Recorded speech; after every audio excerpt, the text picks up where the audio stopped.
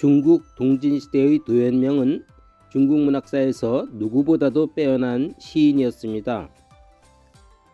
당시부터 성당에 이르기까지 중국의 시문은 수사와 음률에 치중했고 자연시인은 사령운 등의 산수시가 주류를 이루었습니다.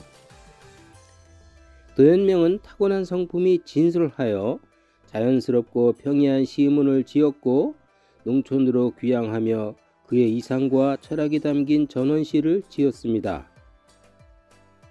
29세의 첫 관직으로 강주의 죄주가 되었으나 곧 사임했고 35세 이후 지방장관이 참군 등을 지냈지만 모친상으로 재임이 짧았습니다.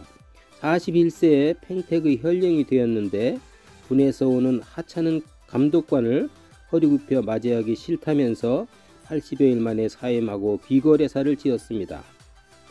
그는 세속의 얽매였던 지난날이 잘못되었음을 깨닫고 젊어서부터 언덕과 산을 즐겼던 본래의 진솔한 성품을 지켜서 넓지 않은 택지와 자그마한 초가집이 있는 전원으로 돌아가는 데 주저함이 없었습니다. 기거래사와 같은 취지로 지어서 불후의 명작이 된 기원전거 제1수는 도연명 전원시의 자연평이한 품격을 여실히 보여줍니다. 마당 둘레에 나무 몇 그루가 심겨져 있고 이웃 마을은 멀찌감치 떨어져 있으며 인적이 드물고 조용하여 개 짖고 다구는 소리가 잘 들리는 동네 안에서 속세의 복잡한 일 없이 한유롭기 그지없는 전원의 일상적인 풍경은 바로 그가 다시 돌아오게 된 자연이었습니다. 이번 영상에서 감상하려는 도연명의 음주 제5수는 시인이 자연과 합일된 무아지경을 누구보다도 뛰어나게 문학적으로 표현한 전원시입니다. 결려제인경 이무거마환 사람 사는 곳에 움막을 지었으나 수레와 말의 시끄러운 소리 없네. 문구은 한응이 시무헌 지자편 그대 어찌 그럴 수 있나 물어본즉 마음이 멀면 땅이 절로 외지다네. 채국 동리하 유연견 남산 동력 울밑에서 국화송이 따드니 아득히 멀리 남쪽 산 바라보이네. 산기 일석가 비조 상여환 산기운은 해기우로 아름다운데 나는 새들 서로 어울려 돌아오네. 차중유 진의 육변이 망언 이런 중에 가식 없는 참뜻 있으되 밝혀보려다가 이내 할 말을 잊네. 5원 19로 된 이 시의 첫 구는 누추한 움막을 짓고 사람 사는 곳 이 세상에 산다는 것인데 그런 처지로 살면서도 사람들이 서로 세속적인 일을 도모하느라고 왕래하는 수레와 말의 시끄러움이 들리지 않는다고 하였습니다. 깊은 산속에 들어가지 않고 속세에 살더라도 마음이 이미 속세에 있지 않고 자연과 합일되어 있어서 세상 만사에 대한 집착을 버리고 욕심을 내려놓았으므로 속세의 잡념이나 망상 없이 고요하여 속세를 떠나 깊은 산속으로 들어가서 사는 것과 마찬가지였습니다.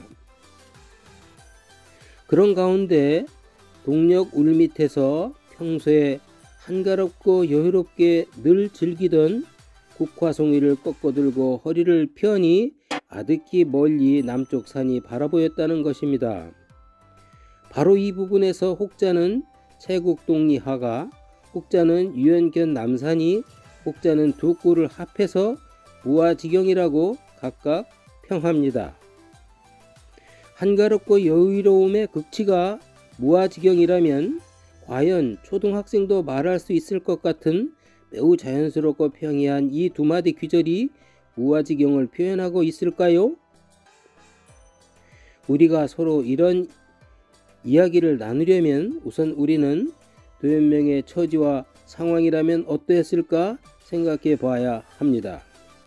도연명은 그가 남긴 많지 않은 시문이 후대에 크게 인정받았던 만큼 학문과 사상이 매우 뛰어난 인물이었습니다. 귀거래사와 기원전거 외에 무릉도원의 도화원기를 지은 도현명에 대해서 당나라 때 고문, 대가, 한유 등이 매우 높이 평가했고 왕유, 맹호연, 위용물, 유정원 등 자연파 시인들이 크게 추앙하여 인정했습니다. 송나라 때의 대문호 소동파는 평소에도 도현명의 인품과 시풍을 크게 흠모하여 도현명을 소재로 40여 수의 시를 지었고 도현명처럼 동쪽 언덕에 밭을 갈아 농사를 짓는다는 취지로 자호를 동파거사라고 하였습니다. 소동파는 이에 그치지 않고 그를 조식, 유정, 포조, 사령운, 이백, 두보를 능가하는 고금의 독보적인 시인으로 평가하면서 그의 시 126수 가운데 109수에 화운하여 화도시를 지음으로써 그를 중국 제1시인의 지위에 올려놓았습니다. 도현명은 원래 증조부 도간이 훌륭한 인품의 명장이며 동진의 개국공신으로 대사마를 지냈고 조부가 무창태수를 지냈으며 부친이 안성태수를 지낸 만만찮은 가문 출신입니다. 12세 때 부친이 사망하여 가세가 급히 기울었지만 천부적으로 탁월한 재능을 지녔던 그는 학문을 익혀서 천하에 펼칠 자신의 꿈과 이상을 지녔을 것입니다.